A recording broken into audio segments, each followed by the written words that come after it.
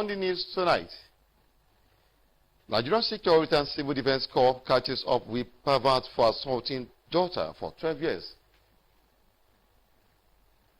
Stakeholders in education sector calls for truce between federal government and academic staff union of university. More people benefit from empowerment program of Binka Oyekunle Foundation. Plus, tidbit from the world of entertainment and sport. This is Nigerian Television Authority NTA ILORIN NewsTonight. Good evening and many thanks for joining us. I am Ahmed Fulan. The Corps Command of the Nigerian Security and Civil Defense Corps, NSCDC, has paraded as arrested a 55-year-old man for sexually assaulting his own daughter for almost 12 years. Abdulhafiz Alaya reports that 2 other suspects were also paraded at Corps Command of NSCDC for various offenses. Arowolo Ayodeji, a night guard, was allegedly caught having carnal knowledge of his 19-year-old daughter and was apprehended by the gender unit of NSCDC. The man, who claimed to have divorced the victim's mother since he was 2 years of age, confessed to the crime but claimed to have molested her only twice. The victim alleged that it was 7 years when the father has been having sex with her. So, and she's 19 years old now. So since 12 years ago, he's been molesting the girl. I had sex with my daughter.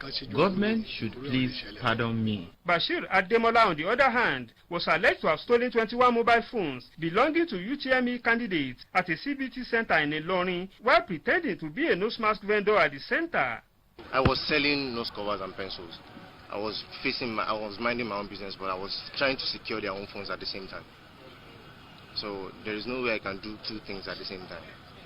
So when I found out the phone has been stolen from me, I have no idea what they can do. I have no idea what they are going to do, so I had to run. This other Emmanuel Showale, a 19-year-old boy too, who he has been a serial housebreaker. Several times his case has been brought here, and on different occasions he has been sent to remand and all that. But he seems not to want to change his act. No, it's like compound, like the fence. It's like fence, and I jump into the fence and pick it. So that's why they catch me and they boot me to here. The suspects, according to the NSCDC PRO, are due for prosecution as investigation into their crimes have been concluded. Abdulhafiz Alaya, NTA News. Moving on to education, reactions are still training the decision of the academic staff union of university ASU to roll over the 5-month-old strike by a month. Stakeholders in education sector appealed to the 2 parties to sheath their swords in the interest of the masses. I have a daughter that has submitted her projects. She has even defended, but because of ASU strike, she was unable to be mobilized. 55-year-old Sarah Wujobi is a mother with 2 children in the university whose education has been delayed as a result of ASU strike. She decried the move to extend the strike by 4 weeks as a setback for the student. This will lead to some fights. Some may join armed robbery, and it will increase the crime rate in society. On the effects of the strike on the country's education, an educationist, Kuranga Idowo-Momiji, does not see a bright future for Nigeria unless a state of emergency is declared on the sector. You see how graduates speak in English. You wonder that, or you talk of NYC products who go to serve and cannot even write their names or speak correctly. That is to say that education is getting backward day in, day out because of number of strikes. Ezekiel Oladuran is seeking for remedial admission at the University of Ilorin, but was disappointed to learn about the 4 weeks extension of the strike. We wrote jump, then we are supposed to be given admission, maybe a month, but we've been sitting at home since February. So all our mates are in school now. Maybe some private university, they are still in their session, but we are just sitting at home, and it's really affecting us. But ASU is adamant. Demand. We have completed the renegotiation with the Professor Nimi Briggs Committee as far back as 16th of June, and up to now they said they will be reverting back to us. You are aware the President have directed that the Minister of Education should take over and revert back to him in 2 or 3 weeks. The minister has not officially invited the union as of this morning that we're talking for an official meeting, so we don't know. So it depends on them. So if they want to strike off today, they know what to do, and there is little or nothing we can do about that. The federal government, on its part, says its effort to end the strike will not be binding on state and private-owned universities across the country. The Accra State Governor Abdurrahman Abdulrazak has presented keys of 7 campaign vehicles to party chairman of local government council areas of Accra South Senatorial District. He said his administration was committed to consolidating its various programs and projects which had directly impacted the lives of people of the state across board. Abdulhafiz Alaya has the rest of the story. In a clear departure from the past, Governor Abdurrahman Abdulrazak says residents of every part of the state can point to one government project or the other in their domains with positive impact on people's well-being. The abysmal performance of the past administration, according to him, cannot be erased by propaganda, adding that his government effort at reviving the collapsed basic amenities across the state is visible to all. The governor is, however, optimistic that the vehicles being donated by Senator Lola Asiru will assist in mobilizing the people of Kwara South support for the government and the ruling party. The campaign has not started, but we need to start planning. This is planning towards the campaign. We've done well. We just don't shout about it. Yes, the funds are not there, but we are managing our resources in the way we need to do, making sure human capital development is number 1, making sure salaries are paid. Senator Lola Asiru and the Kwara APC chairman, Prince Sunday Fagbemi, lauded the government achievements so far, which they believe is enough to return him and other candidates of the party in the coming elections. Governor Abdulrahman also paid an unscheduled visit to Dr. Aisha Buhari Mother and Child Hospital, Eyenkorin, where he interfaced with the management and staff of the health facility on effective service delivery. Abdulhafiz Alaya, NTA News. The founder, Benga Power Foundation, Benga Oyekunle, has described the just concluded continuous voters registration exercise by the Independent National Electoral Commission, INEC, as impressive. Benga Oyekunle, who gave the commendation at a meeting with beneficiaries of his empowerment program, re-echoed the need for electorate to ensure they collect their permanent voters card. Kenny Domolosho reports that the empowerment was held at St. Michael's LGA School, Omukpo.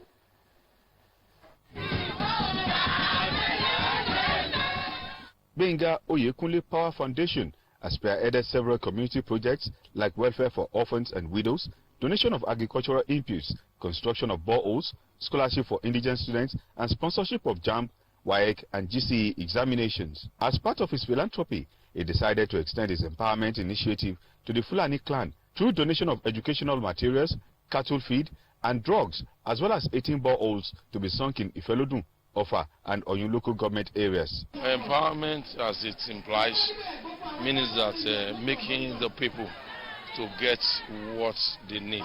So we need to build hospitals, roads, boreholes.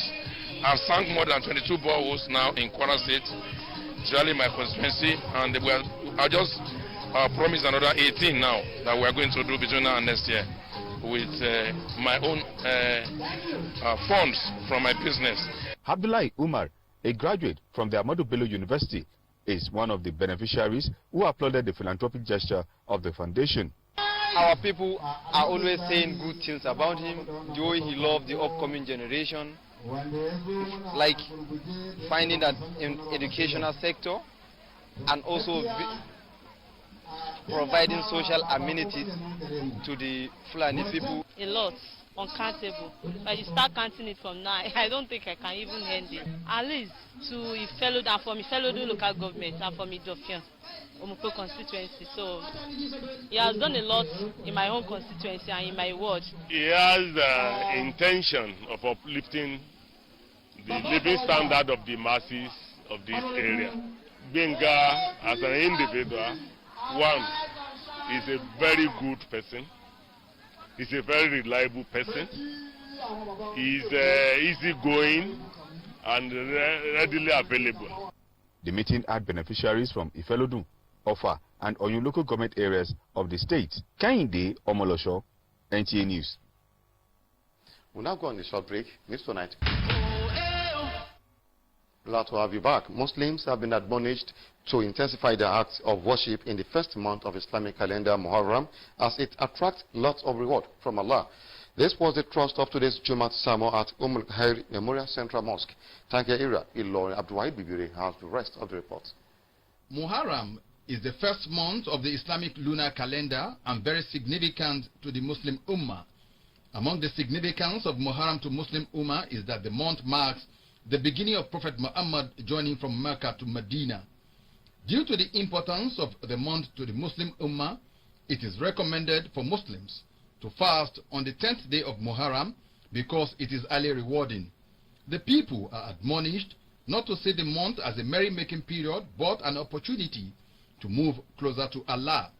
Worshippers at Khair described the sermon as very timely and apt. We begin our year with spiritualities, that is devotion to Almighty Allah, seeking His forgiveness, increases our worship to Him. We try as much as possible to be helping the needy. Whatever happened to other people, we should see ourselves as in that boat. We did not have the capacity of the fasting. Whatever we have, we should use it as a sadaqah. The 2 rakat prayer climaxed the Jumat service.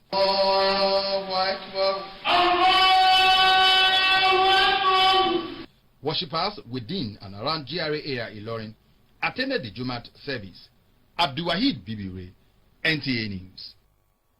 Richard Olaiton is standing by for entertainment news. Award-winning actress Omowumi Dada in an interview described the election as a surreal and exciting project as she revealed that it was an honor to portray the bride in the first ever screen adaptation of the play. Grammy nominee and Afrobeat singer Madi Kuti released a new single titled No More Wars today. The song preaches the need to embrace peace and reawaken true values during trying times. Nigerian gospel singer Mercy Chinwo recently had her court wedding ceremony with her hubby, Blessed Uzo Chikwa. The court wedding took place at Ikoyi Registry weeks after their traditional introduction. Rachel Olaitan, NTA News. New world record holder of the women's 100-meter hurdles, Toby Amuson, has qualified for the final of the women's 100-meter hurdles at the ongoing Birmingham 2022 Commonwealth Games. Mohammed Hassan has the rest of the sport news. Amuson raced to a massive 12.40 seconds to dominate round 1 heat 3 to qualify for Sunday's final. Amuson began the 2022 season in fine form, winning the 2022 Diamond League event in Paris, where she set an African record by 0.0 seconds with a time of 12.41 seconds. It was the 25-year-old's first race since her record-breaking appearance in Oregon, United States last month. Meanwhile, Nigerians Alice Folashade Oluwafemi has clinched gold in the final of the women's para-powerlifting event in the ongoing Commonwealth Games holding in Birmingham, while Christian Obichukwu won silver in the men's category. In about 30 minutes from now, hostility, rivalry and excitement will begin as the 2022-2023 English Premier League season resumes with a season opener between Crystal Palace and Arsenal. The match promises to be full of intensity as home team took 4 points off Arsenal last season. Mohammed Azan, NTA News. That is the news. Many thanks for watching. I am Ahmed.